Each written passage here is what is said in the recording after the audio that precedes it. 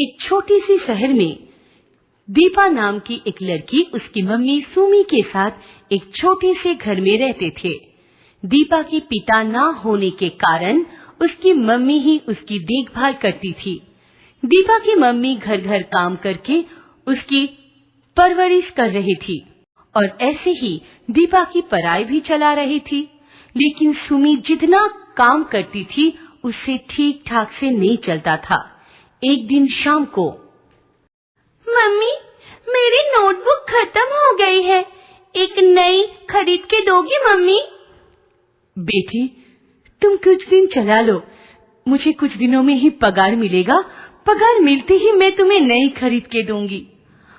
Mummy कुछ दिन कैसे चलाऊंगी, मेरे सारे नोटबुक एकदम से खत्म हो गए हैं, तो उसमें कैसे चलाऊंगी, कहाँ पे लिखूंगी?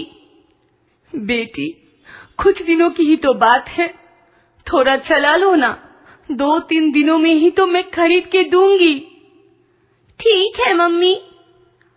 कुछ दिनों के बाद सुमी को पगार मिलते ही सुमी ने अपनी बेटी को नोटबुक खरीद के दिया। दिन बीतते गए, दीपा ऊंची क्लास में उठ गई। दीपा की पढ़ाई की खर्च भी दिन ब दिन बढ़ती गई। सुमी ने बहुत कोशिश की दीपा को पढ़ाने की, लेकिन सुमी की बहुत कोशिशों के बावजूद भी सुमी ने दीपा की पढ़ाई नहीं करा पाई। सुमी ने सोची दीपा की शादी करवा देगी। सुमी ने इस बारे में दीपा से बात की। दीपा बेटी मुझे माफ कर दो, मैं तुम्हें और नहीं पढ़ा पाऊंगी, इतना खर्चा मैं कहाँ से लाऊंगी? मैं समझ सकती हूँ मम्मी, तुम बहुत कष्ट कर रही हो पैसे जोड़ने के लिए, मुझे बहुत ही बुरा लगता है तुम्हें देखकर मम्मी। मैं सोच रही थी बेटी तुम्हारी शादी करवा दूंगी किसी अच्छे घर में, तुम तो थोड़ा खुश रहोगी, अच्छी रहोगी। मैं तो कैसे भी करके तुम्हें पाल रही थी, कभी भी अच्छे कपड़े अच्छे खाना नहीं दे पाई, शादी हो गई तो तुम खुश रहोगी। मम्मी की ऐसी बात सुनकर रोते हुए दीपा बोली, ऐसा मत बोलो मम्मी, मेरा शादी करा दोगी तो तुम्हें कौन देखेगा? मुझे कुछ नहीं होगा, मैं तो कैसे भी रह लूंगी, तुम तो खुश रहोगी ना बेटी। दीपा की मम्मी ने कुछ दिनों के अंदर लड़का देखकर दीपा की शादी करवा दी। दीपा ससुराल चली गई। ससुराल में जाकर दीपा ने देखा उसकी 3 ननंद है।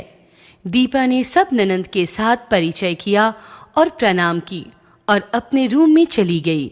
कुछ दिनों तक ठीक ठाक चल रहा था। जितने दिन बीतते गए दीपा के 3 ननंद उसके साथ बहुत ही बुरा बर्ताव करने लगे। सारा दिन दीपा को सिर्फ काम करना पड़ता था। इसके लिए उसके 3 ननंद उसे मजबूर करती थी। भाभी मेरे लिए आज दोपहर में चिकन बनाना। रूपा आज दोपहर का खाना तो बन गया है, कल बना दूंगी। क्यों, मुझे अभी खाना है चिकन। खाना बना लिया तो क्या हुआ, फिर से बनाओ। वहीं पर दीपा खड़ी रही। खड़ी क्या हो, जाओ जल्दी से बना कर लाओ। उस दिन शाम को, भाभी तुम्हारे शादी का वो गहना है ना, वो जरा मुझे दो, मेरी एक फ्रेंड की शादी है, मैं वो पहन के जाऊंगी। टुम्पा वो मेरी मम्मी ने बहुत कष्ट करके मेरे लिए बनाया है, तुम कुछ और पहन के क्यों नहीं जाती हो? क्या, जितनी बड़ी मुंह नहीं उतनी बड़ी बात, मैं क्या तुम्हारा गहना खा जाऊंगी क्या? दीपा के मना करने के बाद भी टुम्पा ने जबरदस्ती से वो गहने दीपा से छीन कर ले गई।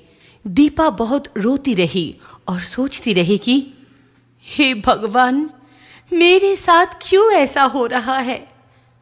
दिन बीतते गए। दिन ब दिन दीपा के साथ उसकी 3 ननद बहुत ही बुरा बर्ताव करते थे। जब जो बोलती थी दीपा को तभी वो काम करना पड़ती थी। अगर देर हो जाती तो 3 ननद जो मन में आए मिलकर उसको बोलती रहती थी। एक दिन सुबह में दीपा का तबीयत ठीक नहीं था। वो अपने कमरे में सोई हुई थी, तभी ओए होए, लाडली को तो देखो, अभी तक सोई हुई है, घर का सारा काम कौन करेगा, तुम्हारी मम्मी? पंपा मेरी तबीयत आज कुछ ठीक नहीं है। सुबह से बहुत दर्द कर रहा है, बुखार भी है।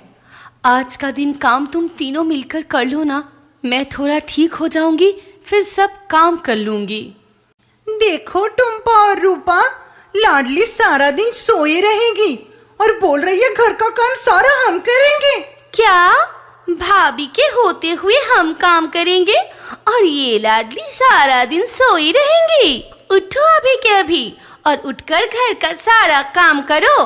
तुम सारा दिन सोती रहोगी तो खाना कौन पकाएगा, मेरा कपड़ा कौन धोएगा? मुझे आज के लिए आराम करने दो, मेरी तबीयत सच में बहुत खराब है। दीपा के इतने बार बोलने पर भी उसकी ननदों ने उसकी कोई भी बात नहीं सुनी। जोर जबरदस्ती से बिस्तर से उठाकर घर के काम करने के लिए बोली। दीपा रोती हुई चली गई। दीपा चाहकर भी उसकी मम्मी को ये सब बात नहीं बोल पाई। बताए भी तो कैसे और क्या बताएगी? उसकी मम्मी कर भी क्या सकती है? मम्मी को कुछ भी बोले बिना दीपा तीन ननदों की सारी अत्याचार चुपचाप सहने लगी।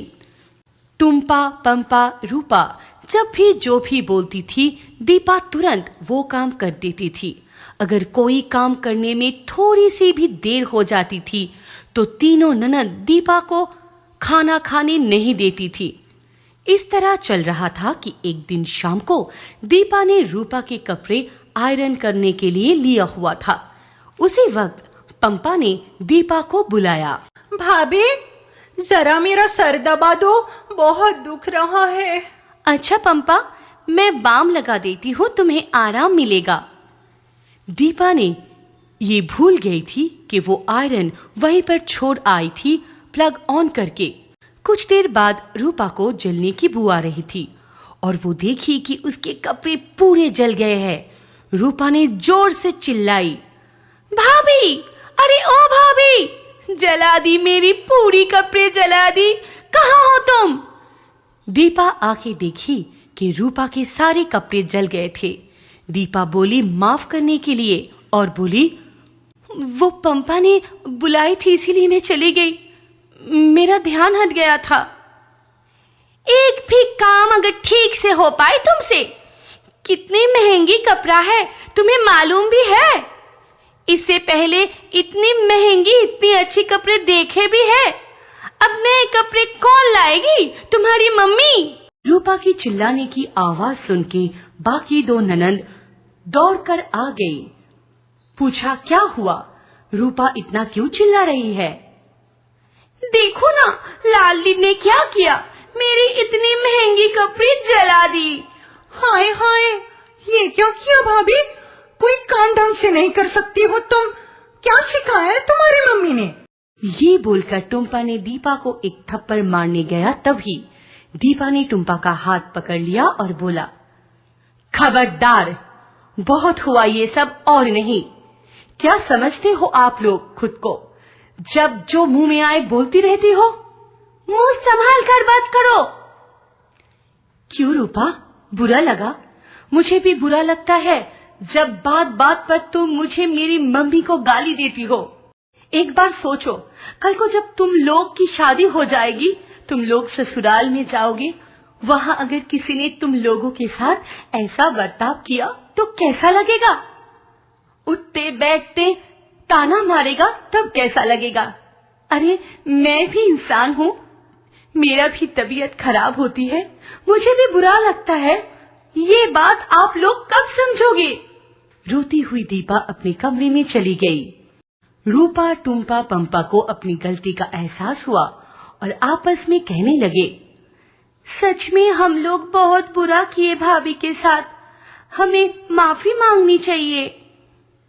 हाँ, कल जब हम ससुराल जाएंगे तब हमारे साथ भी ऐसा हो सकता है। चलो भाभी से माफी मांग लें।